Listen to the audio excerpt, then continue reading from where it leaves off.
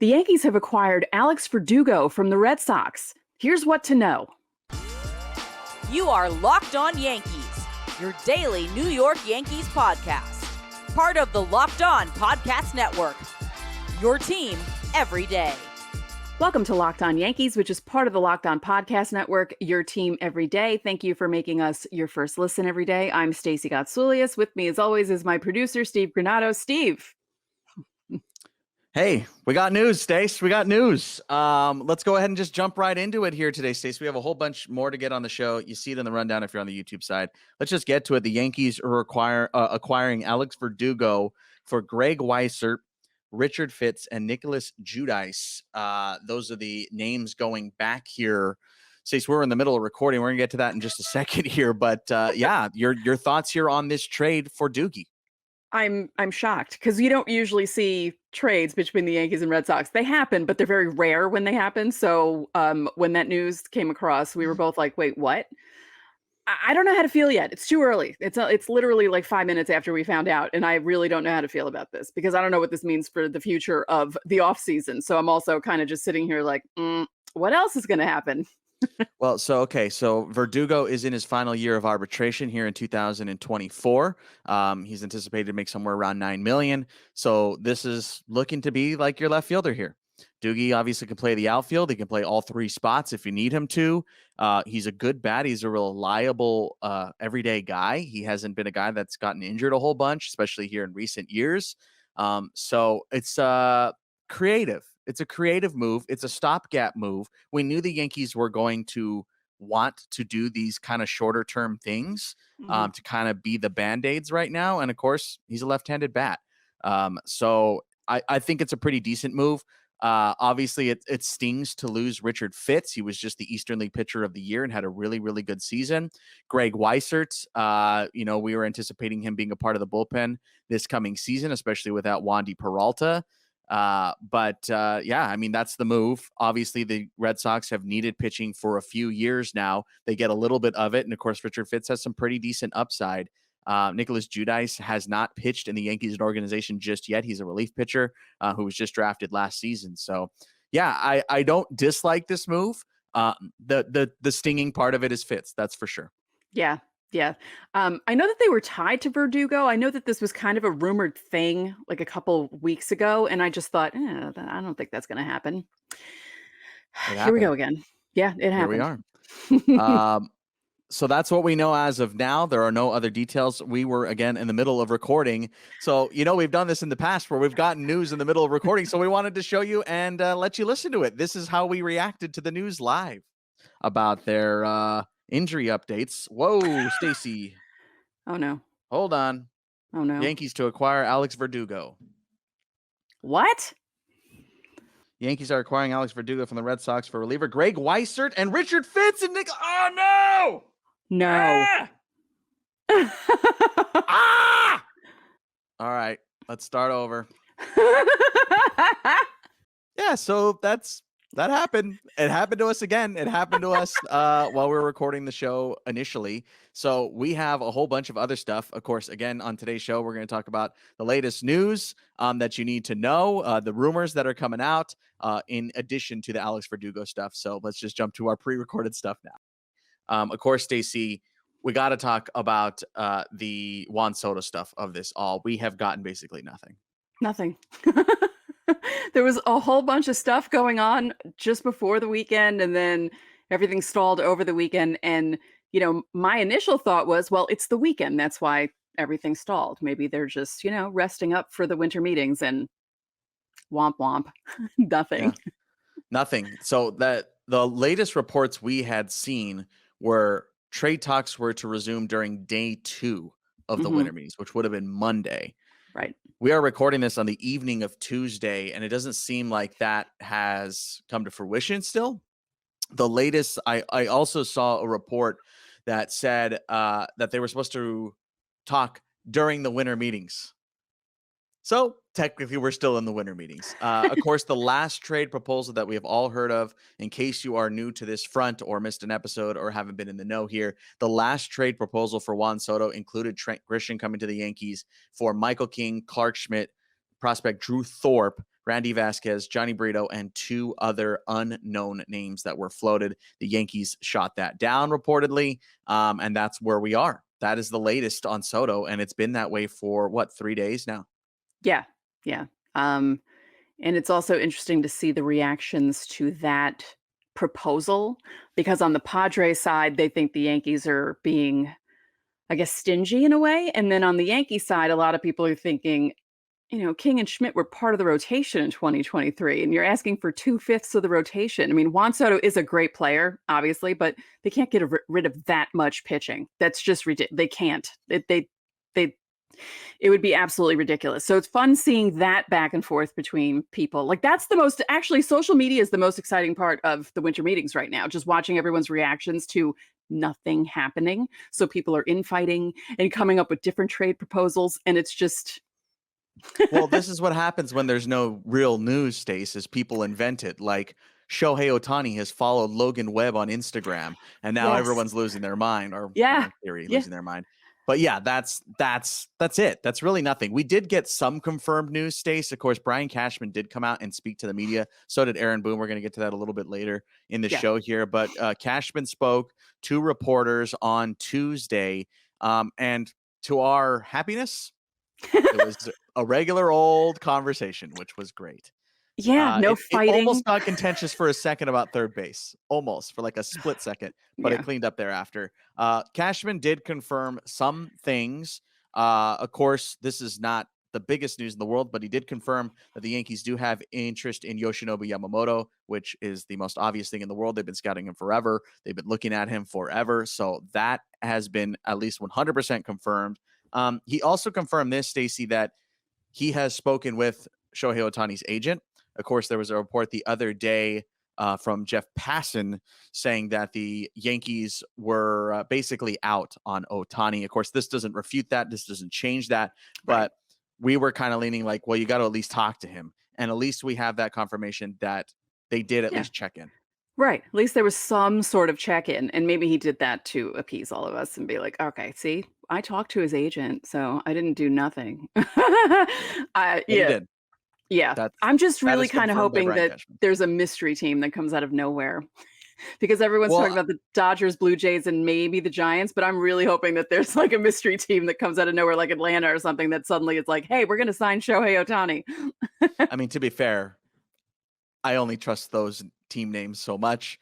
I think every team is a mystery team right now, and that's by design by Shohei, just throwing that out there. Yeah. In case everyone doesn't know, he really didn't want people to let everyone know that he was doing his meetings, and there was kind of a controversy with Dave Roberts coming out and saying it, and then the news came out on Tuesday that he had visited the Blue Jays minor league complex in Dunedin. So, that's a big step, that he went to Dunedin to meet with them. So we'll see. We're grasping here. It's been a slow winter meetings. We're not going to mince words with you folks. Stace, there was more interesting stuff that Brian Cashman spoke about. Of course, when talking about the Juan Soto trade, he was asked about untouchables. Of course, we gave you our untouchables the other day, actually yesterday on Tuesday's show. So go check that out if you missed that. Prospects to trade. We had a couple on our untouchable list, Stace, but Brian Cashman wouldn't come out and flat out say that Michael King was one of those untouchables. Interesting. He did obviously come out and say that he was, a value to the team and we're better with him, which is obvious speak. Hey, he could have come out and Giancarlo Stanton this thing where he was like, could have shot him down in some way or degraded him in some way. And he didn't. He spoke to Michael King's value a lot. But your reaction, Stace, to him not having any untouchables, do you think that's just kind of hearsay? He's just kind of providing that as a saying, or do you think he actually has no untouchables? I don't know. I really don't. I don't know what to do with that information, because I feel like there should be at least a couple of untouchables there. Like, I don't feel like the Yankees had a bad enough year for them to be in that position. I mean, yeah, it was the worst year that they've had in 30 years, but a few injuries go a different way, and we're not talking about this stuff. So like, it just seems like an extreme kind of thing for him to say. I don't know. I feel like if it was any other team, I would understand them not having, I don't know. I don't know. what to make of it. I think he's lying. Yeah. I'll come out and say that. I think he's lying about that. Yeah. Jasson Dominguez is untouchable. Come on, dude. Yeah. Come on. Let's get out of here with that. That's not real. Jasson Dominguez is not being traded for Juan Soto. Come on. That's the dumbest thing I've heard. If that ended up happening. So clearly not him. On my front, clearly Anthony Volpe's not part of it. I mean, he's not technically a prospect anymore, but you know what I mean. But I think Michael King is probably close to that untouchable. That seems, it feels that way. It feels that way. Everyone else, I don't know. That's probably where I draw the line. If like, I mean, trying to get into Cashman's head, that's probably where he's drawing the line. And then he's like, I don't know about Oswald. I don't know about Drew Thorpe. Like those are like, you got to really convince me. You got to really convince me on those. Yeah. That's understandable. Yeah. That's where my head would be. Mm-hmm. Of course, I said Drew Thorpe, Oswald Peraza, no non-starter. Right. But he also did in the Oswald Peraza front, Stacey mentioned that third base is not an area need. So that takes them out of the Matt Chapman running, which we never heard any tie to Matt Chapman whatsoever. No. But yes, that means that the Yankees are not looking at third baseman whatsoever, period, end of story. Yeah, which is good for Peraza. And I mean, it could be, it's going to be between him and DJ, but I'm looking forward to that battle in spring training. And he said third base, shortstop, second base, right? They're all set with those positions, which stands to reason because you got Glaber, you got Volpe, and you got possibly Peraza with, if Rizzo comes back healthy, DJ maybe being his backup and Peraza's, depending on how things play out. That would be my ideal. I don't know about everyone else, but that would be my ideal. And don't forget Oswaldo in that mix too. Yeah. Oh, right. Throwing that out there. Yes. He would still be in that mix too.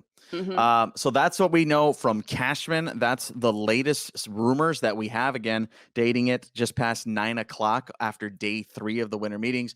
Of course, all this is subject to change. Make sure you're looking up the most latest information we have to record at some point. I've been saying it all week. Don't forget, coming up on Friday, Michael K joins the show. We're going to be breaking down the winter meetings or lack thereof coming up on Friday's show. Of course, we have an awesome, really cool perk for our Locked On Yankees Insiders Club, and they know all about it.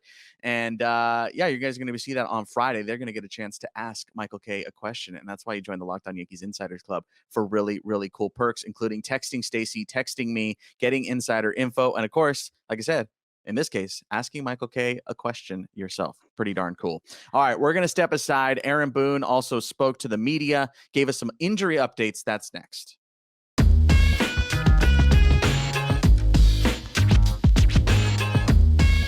I know we come to sports to escape from some of the crazy realities of life, but can we just talk for a minute about preparing for tough situations?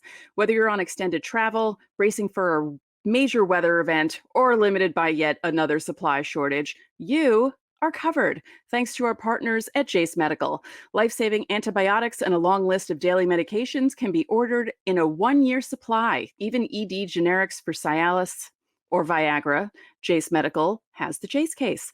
The Jase Case is a pack of 5 different antibiotics to treat a long list of bacterial illnesses, including UTIs, respiratory infections, and skin infections, among others. This stuff can happen to any of us. Visit jasemedical.com and complete your physician encounter. A board-certified physician will review it, and your medications will be dispensed by a licensed pharmacy at a fraction of the regular cost. It's never been more important to be prepared than today. Go to Jase Medical and use offer code LOCKEDON to get $20 off your order.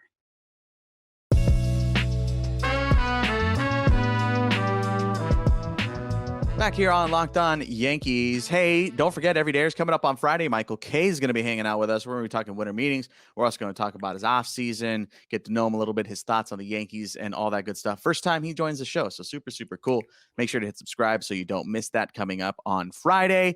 And of course, don't forget to check out Locked On Sports Today, 24 streaming YouTube channel. 24/7 streaming YouTube channel. You figured it out. Go check it out. Look it up on YouTube. If you need something on in the background, it's great background sound. And of course, just a good watch in general, period. So go check it out. All right, Stace. Aaron Boone also spoke at the winter meetings here on day 3. We get an update from the skipper. First time we've heard from him here this offseason, except for the Garrett Cole congratulations on the Cy Young video. Yeah. So good to see Booney speaking. gave us some injury updates, Stace. Jasson Dominguez, the first one we wanted to get to here today. He is rehabbing in Tampa, and everything's going well. That's great news. Yes, because wasn't that just such a punch in the gut when it happened? Because it was like the one good thing that was happening for the Yankees other than Garrett Cole was Jasson Dominguez coming in, doing what he did, and then boom, you find out he has to have Tommy John, and it was just awful. So I'm glad that's going well. And usually with position players, it's a little better recovery time for them. So I'm glad to see it's going well. Yeah, they could swing earlier. Obviously, they can't play the field as well that early. They can do it earlier than pitchers can, period. Obviously, we saw Bryce Harper do it most recently. We've seen Shohei Ohtani do it. So guys on the position player front can do it quicker than pitchers. So just take that as you were. Of course, Stacey, also, Aaron Boone did not commit to him being the starting center fielder when he gets back. I think that comes with some of a caveat. You don't even know who your starting center fielder is right now. I was just going to say, they don't even know. Yeah. They don't know. Honestly, they still don't even really know who their starting left fielder is or right fielder because they don't know how the lineup or the outfield is going to be coming. Like they really don't know anything about the outfield right now. No. They don't, period. Maybe we'll know by the end of today. Or at least a little bit. Maybe. We'll see. We'll see. But yeah, he didn't commit to that. That obviously could be a whole bunch of things. I mean, if the guy you end up signing is great and you're like, well, Dominguez has to work his way back, just go to AAA for now. Yeah. Makes total sense. So we'll see how that all shakes out, but it's good to hear that Dominguez is doing well. Other really good news, Stace. Anthony Rizzo is good. He's doing good by all accounts here. Boone did just say he was feeling like 100% by end of season, which I get that they shut him down and was not worth getting him rushed back and then build up and then tear down all that kind of stuff. Yeah. But he's going to be ready for spring training, which is awesome news. Yes. Yeah. Boone also added that he was working out at the stadium in October, like kind of getting things ready because they had shut him down and he was just like working out and seeing if things were okay. So it was nice that someone was at Yankee Stadium during the playoffs. Hey, someone had to be there. I'm sure grounds crew was still there. I know. So that's great news. Obviously, Anthony Rizzo, this will be his final year of his short 2-year deal that he just signed last offseason. So curious how he bounces back. He got off to such an incredible start in 2023, and you really need him. Like you really do. You need that big left-handed bat. It's imperative. It's imperative. Oh, yeah. Yeah. That injury really, I mean, I feel like Judge's injury also helped them, but I feel like the Rizzo injury was really like the dagger in the season. Like as soon as he fell downhill, the team just fell apart. Yeah, he absolutely needs to be there. DJ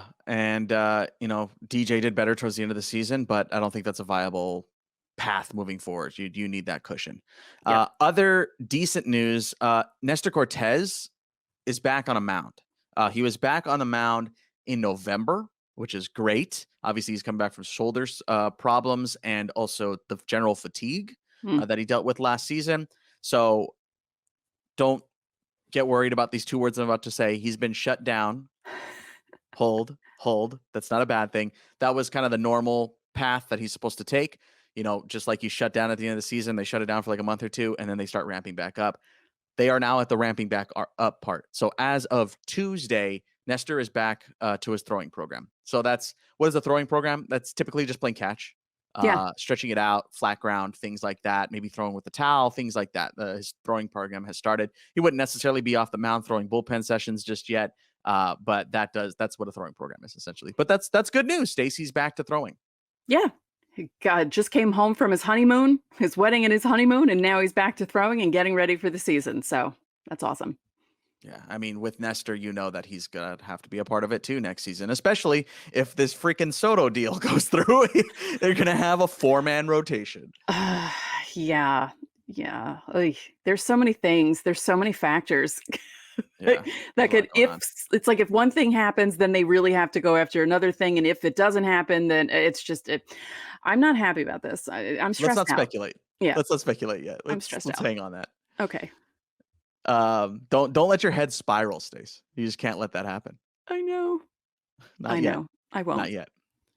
I'm here to ground you again. Locked on therapy session. Locked on therapy session. Hey, this is good news because there's no news. Aaron Judge is fine. Aaron Judge is having a normal offseason. Thank That's good. goodness. Yeah, no, that is good because it was good that he didn't need the surgery. It's good that things healed on its own. Just don't run into any more walls, Aaron. Thank you. Yeah. Yeah, that was confirmed for a second time. No surgery. Yeah. Good. Very good. Mhm. And then other good news, Stace. This is all good stuff. This is, by the way, this is all good news. Jose Trevino fully recovered from wrist surgery. That's awesome. He will be ready for spring training. Yeah, he actually posted on his Instagram with his arm in his cast and then said, "If you're seeing this now, it's the off season. I recorded this right after my surgery over the summer. Everything's fine." Because at first I was like, "Why is he in a cast?" Like I thought he Yeah. had surgery a couple months ago. He scared me. So, yes, Yeah. he's recovered and he should be fine. Yeah. Yay. So all good news. Honestly, all of this is good news. Stacy, some other things Aaron Boone spoke to. Just one other thing here we wanted to get to quickly. Casey Dykes is going to be back. Of course, assistant hitting coach. This has not been confirmed prior to this. This is brand new. He kind of nonchalantly mentioned it, but Casey Dykes will be returning to the Yankees. We don't know about Brad Wilkerson, who was the second assistant hitting coach, but we do know Casey Dykes will be back. I still can't believe there's a second assistant hitting coach. I know we joked about that on the show a couple of weeks ago. It feels like there's so many more people in the dugout now in There is. baseball. Yeah. Yeah.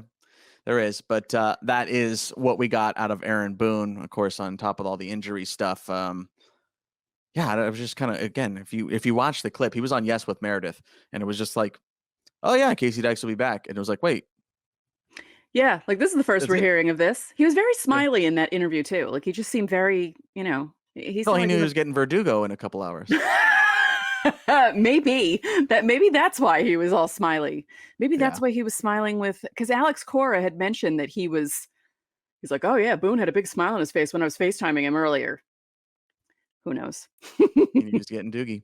Mm. Okay, Stace, that's it for Aaron Boone stuff. Of course, there was a little bit more news coming from the draft side of things. The draft order has been released for 2024. Where do the Yankees stand? That's next.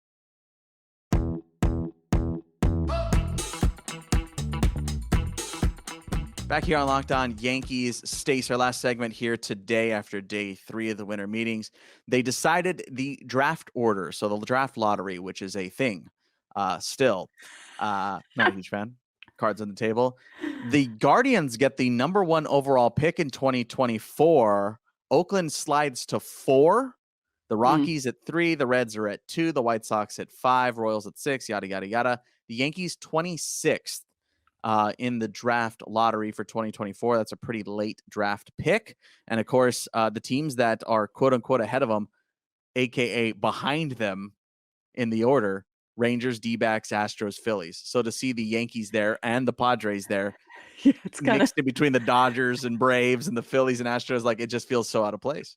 yeah, it does feel out of place. That is kind of funny to look at the list in that sense, where you're just like, why are they in the middle of the playoff teams? How did that happen? Just as a very, very, very early preview, um, the draft is supposed to be a little light this year in Hmm. 2024. It's a little light on the top. So having a later pick is not the worst thing in the world here. There was some interesting notes here from MLB Trade Rumors. We're all kind of learning about how this draft lottery is going to be working because we just started it, right? This was after the Yeah. last DVA. So this is a weird little quirk. If you made it to the end of the show, how about this? You'll learn something new. None of the Mets, Yankees, or Padres were drawn into the top 6. Those teams surpassed the 3rd luxury tax tier. As a result, their highest choices were dropped by 10 spots apiece. Had any of them received a lottery pick, their second highest pick would have been moved back instead. So that's just, again, we're learning all about this lottery and how it all works. Luxury tax is now tied to this thing. So that's another thing you can throw into the back of your brain and never think about ever again.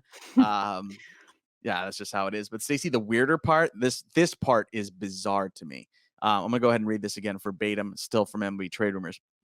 All non-playoff teams ostensibly have a chance to win the lottery. However, the CBA also prevents a team that is not a revenue-sharing recipient from landing within the top 6 in consecutive seasons. That ruled out the Nationals this year as they selected 2nd overall a season ago. Mm. So how about that? They can't land in that top 6 if they keep getting these higher picks. So it's like, essentially, hey man, you only get so many before you better turn this thing around. No more tanking. No more tanking for like 6-7 years. Yeah, because you know what's super weird about this? The Nationals actually got the first pick for 2024, but because of that rule, they had to slide down. So the Nationals end up getting the 10th pick instead of the first overall. That's a big difference. That is a big difference. Yeah, that's interesting. That's an interesting rule. Especially in this lighter draft. Yeah, that's right. Because like you're not going to have cream of the crop all the way through. Like some other drafts have had, you're like, oh, well, 1 through 5, like, I mean, you can go in any direction you want to. It depends on what you're looking for. This one, probably not going to be that way. And so to slide from 1 to 10. Actually, even last year's draft was kind of like that, where 1 through 5, you kind of, when you were was it ranking going to the be guys. Skeens? Was it going to be, Yeah, there's a bunch of guys that you could have slotted into any of those positions, and it wouldn't be a bad pick. Like, that's the kind of draft that was last year. So, yeah, I knew that much. Yeah, that's right. I good memory because I had forgotten about that already. Stacey, your thoughts on the draft, just the draft lottery in particular? Like, how are you feeling on it? And again, we're super, super young in the life cycle of this thing. It's a new thing that MLB is trying that was agreed to in the CBA. Obviously, other sports use it, but your thoughts on it so far? Yeah, I don't know. I feel like we're too into, like, it's the infancy stage of it. Well, like, we still have to get used to it, because I remember when they proposed it, I thought, "Oh, really?" Because I'm just used to the NBA lottery. Like, that's always been a thing. So I just thought it was weird for baseball to do it. But I feel like it's too new now. Like, we have to wait maybe like another year or two before I can have an opinion on it. Because I mean, for the Yankees, they're never really gonna. It's not like they're ever going to really have a high draft pick unless they do some sort of deal with someone else, but that's not going to happen. So, which they can't do anyway. Right. I was more surprised that teams were anti-trading picks. That was shot down during negotiations. Yeah, that's weird. I didn't get that. It's just more assets to use. Yeah.